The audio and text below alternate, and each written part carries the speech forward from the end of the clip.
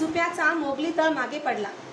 300 मावळी घोडेस्वारांची जमात उन्हातून निथळत चालली होती। पेडगावच्या बहादूरगडावर ठाण झालेल्या दिलेर पठाणला संभाजीराजांनी हारकारे पाठवून आपण येत असल्याची वर्दी दिली होती।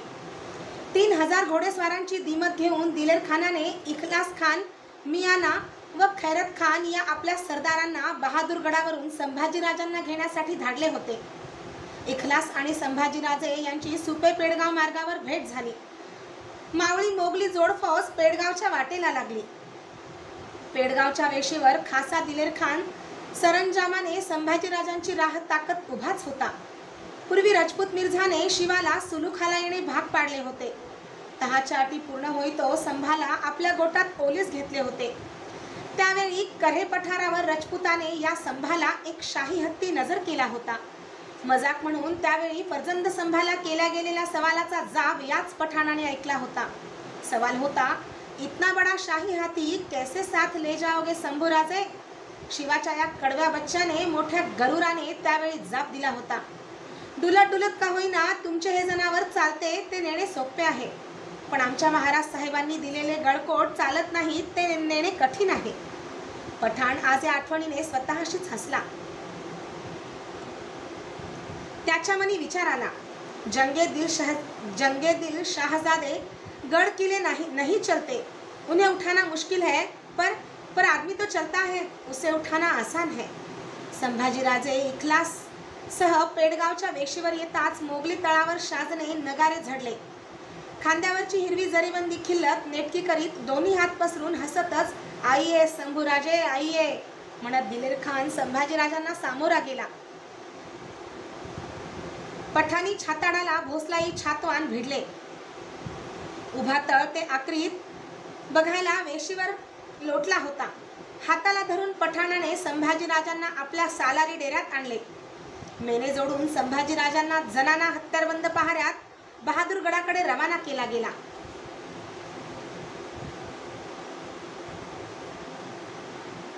मेने जोडून संभाजीराजांचा जनाना हत्यारबंद पहाऱ्यात बहादूरगडाकडे रवाना करण्यात आला।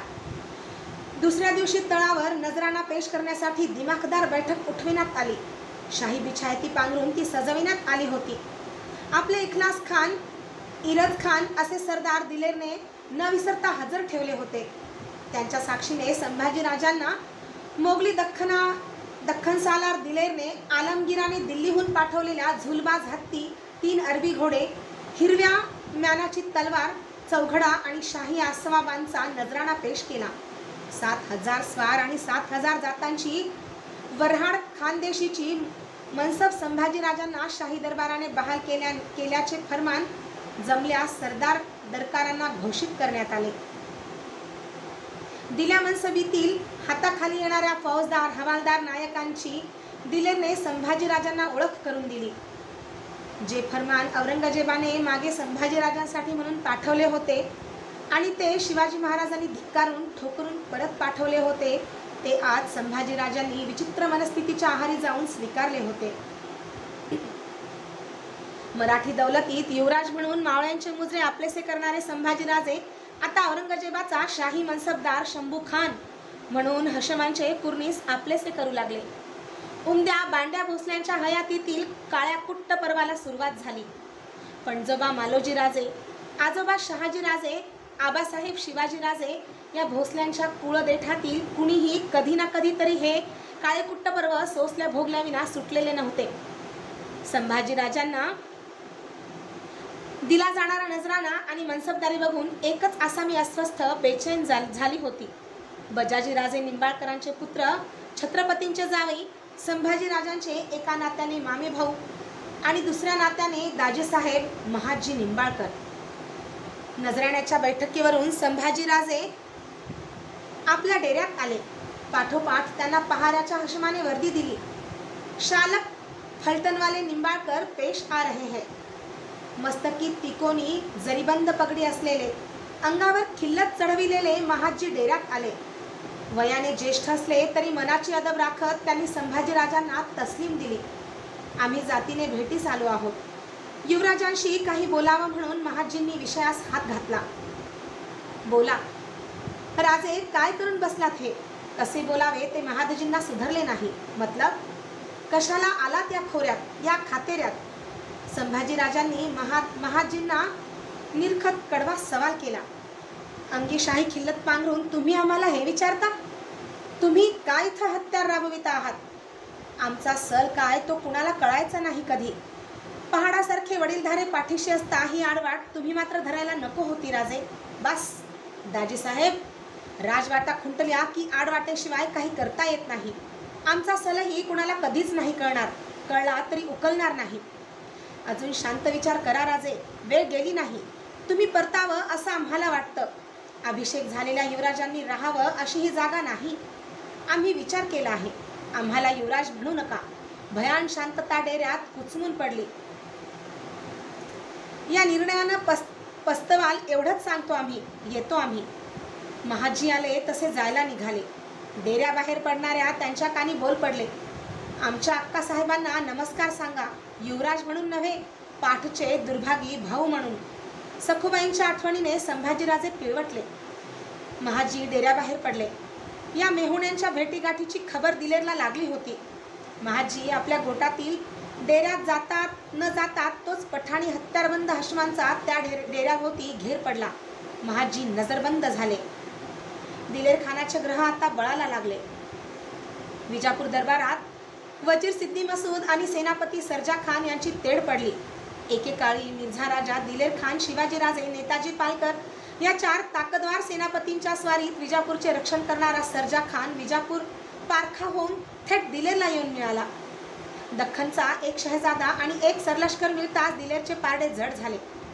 औरंगाबादला असलेल्या मुअज्जम उर्फ शहा आलम या दख्खन सुभा औरंगपुत्राला दिलेरची ही वर्तान काही मानवणारी नव्हती. दिलेर आता विजापूर गिळण्याचं स्वप्न बघत होता. त्याला हे श्रेय मिळू नये म्हणून शाह आलम त्याला मराठ्यांवर चाल करण्याचा अनाहूत सल्ला देत होता. दोघांचे पराकोटीचे मतभेद झडत होते. संभाजीराजांसह दिलेरने बहादूरगड सोडला आणि अकलूजला तळ दिला. हे ठाणे आदिलशाही व मराठशाहीवर चाल घेण्यासाठी मोक्याचे होते. दिलेर विजापूरवर चालून येणार या भयाने वजीर मसूद खानाने छत्रपती शिवाजीराजांशी बोलणी लावली. राजांनी मसूदला मदतीचा हात देण्याचे अभय लिहून पाठविले. यात 2 हेतू होते.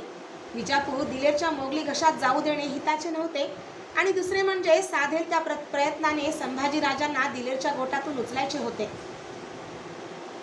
सरलष्कर हंबीरराव आणि आनंदराव यांच्या मोरकेपणाखाली मराठी फौजांच्या 2 फळ्या आदिलशाहीत उतरल्या.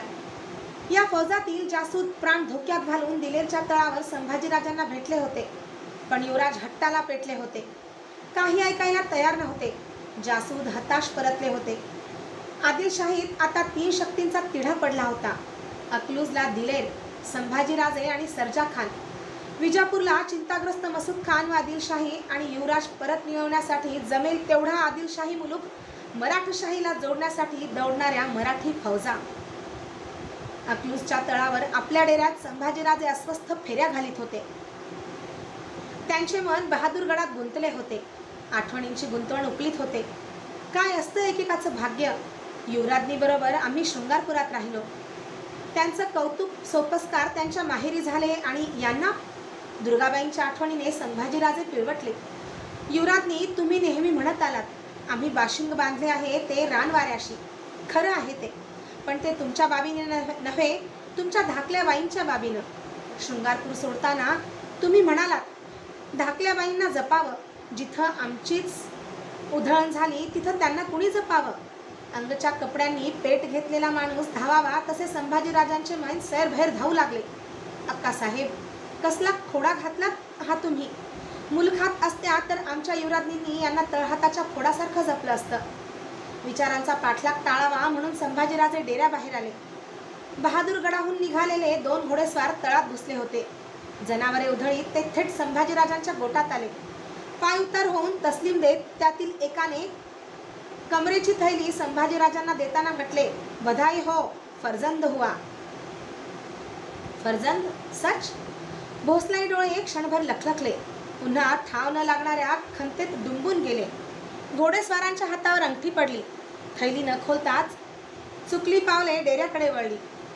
वऱ्हाड खानदेशाच्या मनसबदाराच्या गोटातून तळभर शक्कर वाटली जाऊ लागली. श्रींच्या राज्याच्या पहिल्या नातवाच्या जन्माची साखर पठाण हशमांचे ओठ गोड करू लागले. जन्मणाऱ्यानेही कुठे उपजायचे हे ठरवायला पाहिजे, नाहीतर होणाऱ्या परवडीला जिम्मेदार तोच ठरतो. या फर्जंदाचे बहादूरगडी नाव ठेवण्यात आले मदनसिंह. दिलेरशी रदबदली करून संभाजीराजांनी महाजींची नजरबंदी उठवून घेतली. मोगलांच्या फौजा आता एकवट होऊ लागल्या. रसद, वैरण, काडी, दास्तानी लावण्यासाठी मोगलांचे कबाडीच्या बैलांचे तांडे माळशी, रस, इंदापूर, बारामती या भागात चक्रा टाकू लागले. अशाच एका तांड्याशी भूपाळगडावर मावळ्यांची गाठ पडली. तू मीची बाचाबाची झाली. मोगली हशमांनी ती न चुकता दिलेरच्या कानी घातली. भूपालगढ़ के काफर मराठे रसम इकट्ठा करने में हरकत लेते हैं, टोककर दम भरते हैं. झाले. दिलेर निमित्तालाच टेकला होता. माकड मशालीचीच वाट बघत होते. एकतर याच निमित्ताने हातचे संभाजीराजे दिलेरला पारखून घ्यायला मिळणार होते. सेवा का लड़का शाही मनसबदार सचमुच हुआ है या ये बाप बेटे की छुपी चाल है.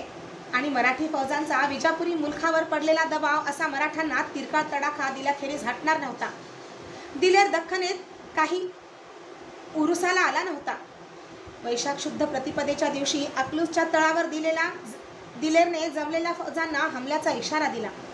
फौजा पथकांनी शिस्त घेत तळ सोडू लागल्या. तोफखान्याचे गाडे खडखडत निघाले. किल्ले भूपाळगडाच्या रोखाने. खासा दिलेर संभाजीराजांच्या डेऱ्यात आला.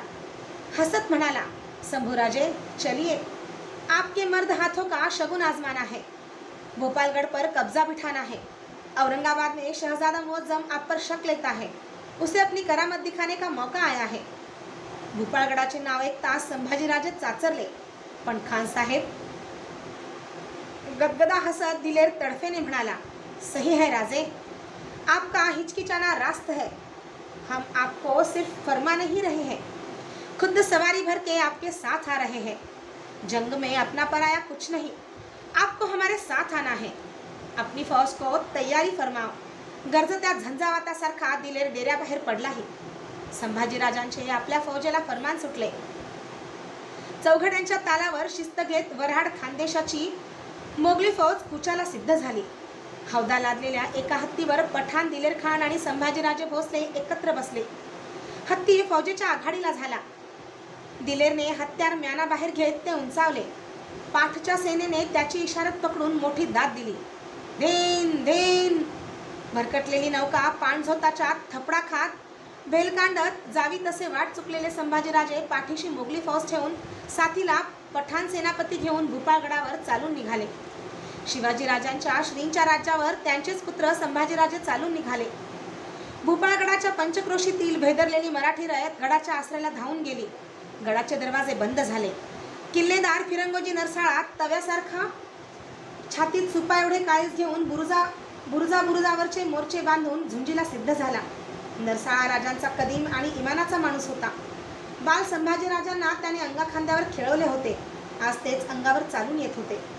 रात्रभर फिरंगोजीचा डोळ्यास डोळा लागला नाही. तटावर येऊन गडपायथ्याला भिडलेल्या छावणीवर नजर टाकताना नरसाळ्याचे काळीज तुटत होते. बाळराज, काय केलंस आहे? ह्या त्याच्या मनी उठणारा सल पायथ्याच्या संभाजीराजांच्या कानापर्यंत पोचत नव्हता. पोचला तरी उपयोग नव्हता. वैशाख शुद्ध द्वितीयेचा दिवस फटफटला नाही तोच दिलेरच्या तोफखान्याचा गोळा भूपाळगडावर फुटला. जंगाला तोंड पडले. फिरंगोजीचे धारकरी किल्ल्यावरून बाण दगडधोंड्याची फेक करू लागले. दिवस वर चढू लागला. मोगली तोफखाना गडावर आग ओकीत होता. हशमांच्या फळ्या तटाशी लगट करून बघत होत्या. पेटला फिरंगोजी गोफणीगत गडावर भिरभिरत कुठेही भांगा पडू देत नव्हता. पुरंदर सारखा बळकट किल्ला नमविणारा जिद्दीचा दिलेर भूपाळ गडासमोर मात्र दमगीर झाला. दुपार धरून वैशाखी ऊन सणकू लागले तसे दिलेरने गोलंदाजांना बत्ती रोखण्याची आज्ञा दिली. मांजराचे पठार शांत झाले. कपाळावरचा घाम निपटत दिलेर आपल्या डेऱ्यात आला. खानसामेने समोरे ठेवलेल्या थाळ्यातील रोड सागुतीच्या कटोऱ्यात डुबवीत त्याने आज्ञा केली, शंभूराजा को बुलाओ, गड जरूर पडेगा आज ही. संभाजीराजे दिलेरच्या डेऱ्यात आले. पहाटेपासून काहीच झाली नाही अशा थाटात दिलेर त्यांना म्हणाला, राजा साहब, आप संभालोगे घेरे की आघाडी? हाँ जरूर, संभाजीराजांनी होकार दिला, देखिए गड ताकदवर है, कचदिल मत होना. संभाजीराजे त्याला दाद म्हणून नुसते हसले. दुपार टळतीला लागताच दिलेरने आपला ठेवणीचा हातचा डाव काढला. आपला हत्ती त्याने संभाजीराजांना दिला. त्या हत्तीच्या पाठीवरचा हौदा हटविण्यात आला होता. संभाजीराजांसाठी त्यावर गिर्दीची सांडणी बैठक बसवली होती. आपल्या फौजेसह संभाजीराजे आघाडीला झाले. गडावरच्या इमानी तिरंदाजांनी तीरकंठे रोखून फौज टप्प्यात घेण्यासाठी पवित्रे धरले. बंदूक बारदारांनी नळ्या पेलून शिस्त घेतली. तटबुरुजावर फेर टाकणाऱ्या फिरंगोजीला हत्तीवरचे संभाजीराजे दिसले मात्र त्याने आपल्या माणसांना ओरडून इशारत दिली, गड्यांनो घात झाला. पठाणानं डाव साधला, बाळधनी भोरं काढलं, हात आवरा. माया कर्तव्याला आडवी आली. लढतीचे रूप पालटले. संभाजीराजांची फौज थेट गडाच्या तटाला भिडली. फिरंगोजीने तटाला दोर लावून गडावर पांढरे निशाण धरले. एक दोरबाज तटावरून खाली उतरला. त्याने फिरंगोजीचा सांगावा संभाजीराजांसमोर ठेवला, तुम्हावर हत्यार धरणं आमचं काम नाही, आलासा तसं निघून जावं. संभाजीराजे त्या दोरबाजावर गरजले, किल्लेदारा सांग, नरसाळा, आम्ही गड घेतल्याखेरीज हटणार नाही. एक आम्ही तरी पडू, नाहीतर गड तरी पडेल. दोरबाजाचा निरोप ऐकून फिरंगोजी पेचात पडला. लढत द्यावी तर संभाजीराजांच्यावर हत्यार धरावे लागणार, न द्यावी तर गड सोडावा लागणार. फिरंगोजीने गडावर सबनीस विठ्ठल भालेरावांशी मसलत केली, काय करावं. संभाजीराजांकडून साऱ्यांना अभय घेऊन गड खाली करून द्यावा अशी मसलत पडली. तटावरचे पांढरे निशाण डावे उजवे डुलू लागले. ते बघताच मोगली तळावर शाजने नगारे झडले. फत्तेच्या तोफा फुटल्या. अभय घेतलेल्या फिरंगोजीने विठ्ठल भालेरावांसह येऊन गडाचा दरवाजा खोलून मान खाली टाकली. त्याला संभाजीराजांकडे बघावेसे वाटत नव्हते. आपली मावळी शिबंदी घेऊन फिरंगोजीने खालमानेने विठ्ठलरावांसह भूपाळगड सोडला. गडावर चांदताऱ्याचे हिरवे निशाण चढले. संभाजीराजे गडाच्या बाले किल्ल्यावर गेले. दिलेर पायथ्याला पठारावरच्या तळावर राहिला. रात्र उतरली. मांजऱ्याच्या पठारावरच्या मोगली तळावरचे टेंभे शिलकले. आकट्या पेटल्या. दिलेरच्या डेऱ्यासमोर दोरखंडांनी दावणीला जनावरांसारखी जखडलेली 700 मराठी रयत माणसे खालमुंडीने खडी होती. त्यांच्या भोवती हत्यारबंद पहारा जारीने उभा होता. भेदरून भूपाळगडच्या आसऱ्याला आलेली ती कुणबाऊ माणसे गड पडताच वाऱ्यावर उघडी पडली होती. पठाण ठरविल ते त्यांचे भविष्य होते. इस्पहानी मद्यावर रस्सा रोटी रिचवलेला दिलेर डेऱ्याबाहेर आला. कैदखान्याच्या प्रमुखाने त्याला कुर्नीस देत विचारले, इनका क्या करना हुजूर. दिलेरने साऱ्या तांड्यावर नजरफेक टाकीत एक उदार हुक्म फरमावला, काफरों का एक एक हात कलम कर दो. मांजऱ्याच्या पठारावर जल्लादांचा जाथा हाती वितभर रुंदीचा धारधार सपाता घेऊन लाकडी खोडावर दाबून धरलेले काफरांचे हात कलम करताना खवचटपणे विचारित होता, कौन से हात से पत्थर गिराए कमीने. दमलेला जल्लाद सापता दुसऱ्याच्या हातात नेताना तिरस्काराने म्हणत होता, कितनी पैदाइश है कमबख्तों की, तट पर से फेंक देते तो हमें इनकी तकलीफ तो नहीं होती. पठारावर किंकाळ्या मागून किंकाळ्या उठत होत्या. भूपाळगडच्या बाले किल्ल्यांवरून त्या ऐकता येणार नव्हत्या. त्या किंकाळ्यांना कुणी वाली नव्हता, कसा असावा. भूपाळगडच्या कुमकेसाठी महाराजांनी 16,000ची सेना पाठवली, पण ती समयास पावली नाही. गडावरचे बदललेले निशाण बघून मावळी सेना परतली. दिलेर खानाने गडाच्या माऱ्याच्या मोक्याच्या जागा बेचिराख करून टाकल्या. पावसाळा तोंडावर आला होता. गडाची बंदिस्ती करून दिलेर आणि संभाजीराजे बहादूर गडाकडे निघाले. मराठी रयतेचे हात कलम करण्याचा हुकूम खानाने दिला. ही बाब संभाजी महाराजांना मनात चलत होती, स्वस्थ बसू देत नव्हती. बैठकीच्या हत्तीवर हौद्यात त्यांनी खानाला सांगितले, बेकसूर माणसांचे हात कलम करण्याचा हुकूम दिला, हे बरे नाही केले. खान बेपरवाईने म्हणाला, शुक्र गुजार हो राजे, हमने उन्हें मौत के घाट नहीं उतार दिए. हमारा कितना हशम काम आया जानते हो, ये नाचीज मिट्टी का ढेर कब्ज करने के लिए. छाप बसवी लागत संभाजीराजांची जबान खुंटली. काळजात मात्र काहीतरी सलत राहिले. बहादूर गडाला आपल्या फौजेला दास्तानी लावून संभाजीराजे कबिलाच्या दालनात आले. राणोत्का आणि दुर्गाबाई काहीतरी बोलत होत्या. त्या बोलणे तोडून थांबल्या. सलवार कमीज घातलेल्या, तलम ओढण्या चेहऱ्याभोवती ओढलेल्या सेवेच्या दासी दालनाबाहेर गेल्या. संभाजीराजांनी पुढे होत राणोत्कांचे पाय शिवले. त्यांना काहीच दाद न देता अक्कांनी तोंड फिरवले. त्यांनी ओठभर लपेटून घेतलेल्या पदराआडून थरकते शब्द उमटले, गड जिंकून आला, तुमची आरती कशी उतरावी उमगत नाही आम्हास. खाली मान घातलेल्या दुर्गाबाईंच्या हाती चुरला जाणारा पदरही हेच सांगत होता. संभाजीराजे सुन्न झाले. स्वतःच्या शर्मेने त्यांची भरदार चर्या काळवंडली. गर्दन झुकली. आप्पासाहेब, आमचं ऐकावं. काय ऐकावं? तुम्ही दौलतीचा गड पाडलात हे ऐकून आबांना काय वाटेल यासाठी ही वाट धरली.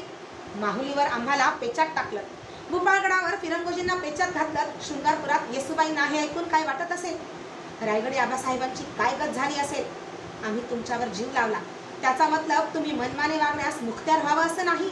बाळ महाराज आम्हालाही मानवणार नाही. चुकलं आमचं. संभाजीराजांना दालनात उभे राहावे ना, ते बाहेर पडले. आभाळ दाटून आले.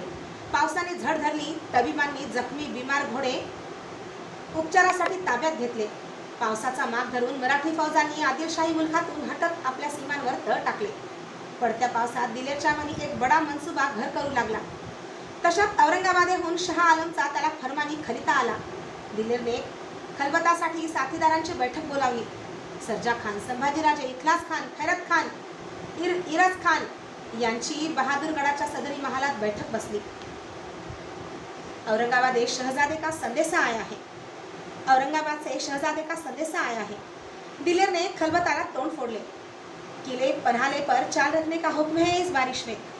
बैठकीचा अंदाज घेत खान थांबला. सर्जा खान आणि संभाजीराजे यांनी एकमेकांना नजर दिली. ये नीरा पागलपन है सालात. मरहट्टों ने अपनी रसदे बंद कर दी है. सर्जा खान स्पष्ट बोलला. त्याला सिद्दी मसूद या विजापुरी वजीराचा हिसाब पावता करण्यासाठी विजापूरची मोहीम पाहिजे होती. संभाजीराजांनी सर्जा खानाची मसलत आपल्या मतलबाने उचलून धरली. यापुढे मराठी मुलखावर चाल घेणे आम्हा जमणार नाही. पाहिजे तर हत्यार आणि मनसबीची वस्त्रे उतरून ठेवण्यास आम्ही तयार आहोत. लेकिन ये शाही हुक्म है, उसे बगल में कैसे रख सकते हैं. दिलेर दोन शक्तींना टाळू शकत नव्हता. जमून आलेला किस्मतीचा शतरंज उधळू शकत नव्हता. सालात औरंगाबाद को थैला भेज दो. लिख दो विजापुर कमजोर है. चाल उस पर जारी रखना मतलब की बात है. शहजादे का जवाब आने से पहले ही हम निकलेंगे. सर्जा खानाने आपला हेतू उघडा केला. सावध दिलेरने पारखले की ताणावर पडली तर ही बैठक आता तुटणार. त्याने विजापूर स्वारीचा निर्णय घेतला. बैठकीला निरोपाचे विडे देण्यात आले. पावसाचा गुमान न धरता संभाजीराजे, दिलेर, सर्जा खान यांच्या फौजा जिने कसून तयार झाल्या. निरोप घ्यावा म्हणून संभाजीराजे राणूअक्कांच्या भेटीस आले. पण अक्कांनी आता मागे न राहण्याचा निर्णय घेतला होता. त्या निर्धाराने संभाजीराजांना म्हणाल्या, आम्ही आता स्वारी शिकारी असली तरी तुमच्यासोबतच राहण्याचं ठाणलं आहे. भावनेपोटी तुम्ही काहीतरी करून बसता, नंतर ते निपटणं नाही साधत. आम्ही तुमच्या संगती येणार, जशी आज्ञा. संभाजीराजांना बोलायला वावच उरला नव्हता. 5 महिन्यांच्या मदनसिंहाला उराशी कवटाळत घेत दुर्गाबाई राणूअक्कांच्या सह मेळ्यात बसल्या. दिलेर, संभाजीराजे, सर्जा खान यांची जोड फौज विजापुरावर चालून निघाली. घोलगडाजवळ नौकातून भिवरा नदी पार करून सैन्याने धुळखेडला तळ टाकला. दिवस श्रावणाचे असल्याने उन्ह पावसाची सफेद काळी पाठशिवणी रंगाला पडली. पंडित, तुम्ही एवढी धीराची म्हणणारी माणसं हातपाय गाळून स्वस्थ आहात, मग आम्ही काय करावं? जे कानी पडतं ते सोसवे ना, म्हणून तुम्हाला यात फरमावलं आहे. आमची तर पापणीला पापणी भिडेना. येसुबाईंच्या मनाची कोंडी शब्दलोटाने उमळून येत होती. शृंगारपूरला पिलाजींच्या वाड्यातील जनानी दालनात कवी कुलेश, केशव पंडित, उमाजी पंत, परशुराम, रायाजी, अंतोजी सारे गर्दना पाडून युवराजनीसमोर खडे होते. स्वारी आम्हाला पारखी झाली. जाऊ नये तर गोटात गेली. जाताना आमच्या दिवाण साहेब आणि धाकल्याबाईंना घेऊन गेली. आमच्या मुलखावर चालून आली. भूपाळगड घेतला, आता आणखी कशाची वाट बघणार आहोत सारे. आता तर धाकल्याबाईंना मुलगा झाला आहे. त्यांना कुठवर फरफटीला सोडणार आहोत आपण. स्वारीपेक्षा त्या दोघींची काळजी आमचं काळीच तोडते आहे. कुलवंतांच्या घरचा जनाना जळत्या पदरानं मोगली गोटात दिवस काढतो आहे. कोणाला नसली तरी त्याची खंत आम्हाला हररोज घास उचलताना छळते आहे. येसुबाईंचे शब्द ठिणग्या होऊन साऱ्यांच्या कानावर कोसळले. एवढे थोर तत्वज्ञ पण सारे आतून पिळवटून निघाले. आम्ही जीवाची आण लावू, पण धन्यासनी घेतल्या बगार नाही परतणार इथं.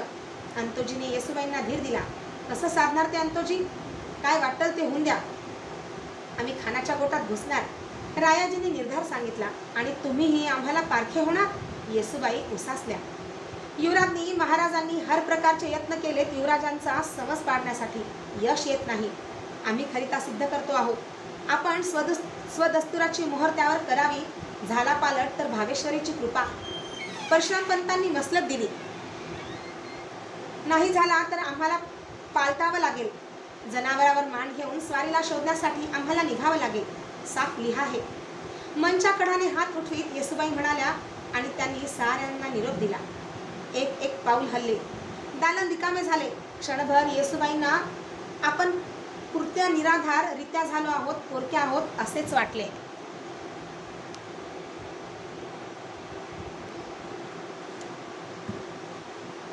रायगडावर आघाडी मनोऱ्यालगत असलेल्या दगडबंद खलबतखान्यात छत्रपतींची मसलतही अशीच कुचमली होती.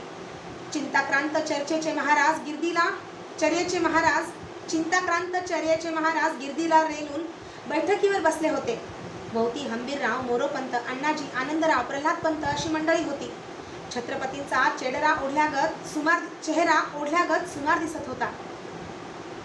कानशिलावरच्या कल्लेदार जुल्फात पांढऱ्या केसांच्या चुकार तारा डोकावत होत्या. दिलेर विजापूरच्या रोखानं कूच झालाय हंबीरराव. विजापूर तेवढं गिळून मारावं असं त्यांच्या मनी फार जुनं आहे. त्यास खीळ घालणे आहे. महाराज थांबले. त्यांना वाटले की पूर्वी त्याला आमचा घात करायचा होता, ते साधलं नाही. आमच्या युवराजांना दास्तानी लावून मात्र त्यानं तो साधला आहे. पण हे बोलणे त्यांनी निकराने मनातच मुरविले. जी त्याचा झेंडू एक डाव फुटायचा पाहिजेच. धाकल्यासनी पंखाखाली घेऊनच तो दौडतोय. हंबीररावांनी आडवाटेने संभाजीराजांची चिंता प्रकट केली. त्यात त्याची काय चूक आहे सरलष्कर? आम्ही त्याच्या जागी असतो तर हेच केलं असतं. खोललं कवाड बघून कुडाण्यात घुसला नाही तर तो राजकारणी कसला? पण हे कवाड कुठंतरी वढून घ्यायला पाहिजे. हंबीररावांनी चिकाटी सोडली नाही. त्याची काही तड लागणार नाही हंबीरराव. आम्ही हर कोशिश राबविली आहे युवराजांसाठी. यश येत नाही. आमच्या समजावणीनं युवराज डोळे उघडणार नाहीत. उघडले तर ते खानाकडून खाल्लेल्या ठोकरीनंच उघडतील. आम्हाला युवराजांचं भय वाटत नाही, वाटते आहे ती चिंता निराळीच. आम्ही नाही समजलो हंबीरराव. युवराज दिलेरच्या पंजाखाली आहेत तोपर्यंत ते सुखरूप आहेत. कुठल्याही मिशानं औरंगजेबानं त्यांना बोलावलं तर मात्र त्यांची खैर नाही. आमच्या नेताजींचं काय झालं? खुद्द आमचं काय होणार होतं? छत्रपती पुरते अस्वस्थ झाले. राणूबाई आणि दुर्गाबाई यांच्या आठवणीने नाकगड्डा चिमटीत पकडीत त्यांनी डोळे मिटते घेतले. त्या मिटत्या डोळ्यांसमोर क्षणातच वृद्ध जिजाऊ उभ्या ठाकल्या. त्यांच्या थरथरत्या ओठातून बोल उमटले. भोसल्यांच्या कबिल्याला पदरी निखारे घेऊनच मळवट भरावा लागतो. एक सावळे पान फडफडत आले. त्याची फडफड उठली. एकला जीव पदरी घातला. आता स्वारीच यांचे आबा आणि आऊ. मान डुलवीत छत्रपतींनी डोळे उघडले. मनची घालमेल बगलेला सारीत ते निश्चयाने बोलले. मोरोपंत, तुम्ही फौजबंदीनं विजापूरच्या रुखानं पूछवा. 12,000 स्वार दिमतीला घ्या. तुम्ही वरंदा घाटाची मोगलाई टापांखाली जरबेट ठेवा. प्रल्हादपंत, सिद्धी मसूदला लिहा. इदलशाही राखणं ते आमचं कर्तव्यच आहे. समोरच्या तबकातील विडे छत्रपतींनी साऱ्या मानकऱ्यांना दिले. खलबत उठले.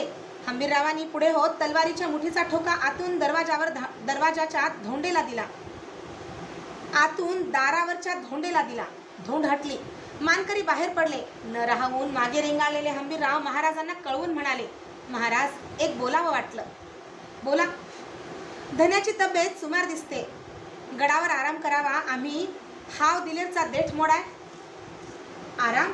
हंबीरराव, आता आम्हाला आराम एकदाच मिळणार, अखेरचा. तापल्या शिसाच्या रसासारखे बोल हंबीररावांच्या कानी पडले. खलबतातून बाहेर पडलेल्या अण्णाजींची पावले सातमहालाकडे वळली. महाराणी सोयराबाईंच्या समोर पेश होत त्यांनी तपशील दिला. स्वामी युवराजांच्यासाठी जातीनं आदिलशाही उतरत आहेत. ते ऐकून सोयराबाई कडवटपणे बोलून गेल्या. अजून स्वारींचा मायेचा कड उतू जातोय म्हणायचा तर ते मुसलमान झाले तरी गडावर आणून त्याचंही शुद्धीकरण पालकरांच्या सारखं करायला कमी व्हायचं नाही. त्या बोलाने खुद्द अण्णाजीच चमकले. विषयाला अंतर पडावे म्हणून त्यांनी ऐकलेली एक खबर महाराणींच्या कानी घातली. युवराजांना मोगली गोटात पुत्रप्राप्ती झाली आहे. मदनसिंह नाव ठेवलं आहे. राजपदराला झटका देत गडाच्या थोरदिल महाराणींनी स्वतःला साजेल असाच ठसका दिला. नीट ऐकलं नसेल नाव अण्णाजी तुम्ही, मदन खान असेल नाव. ते ऐकून अण्णाजींनी हातच्या उपरण्याची गपकन गाठच भरली.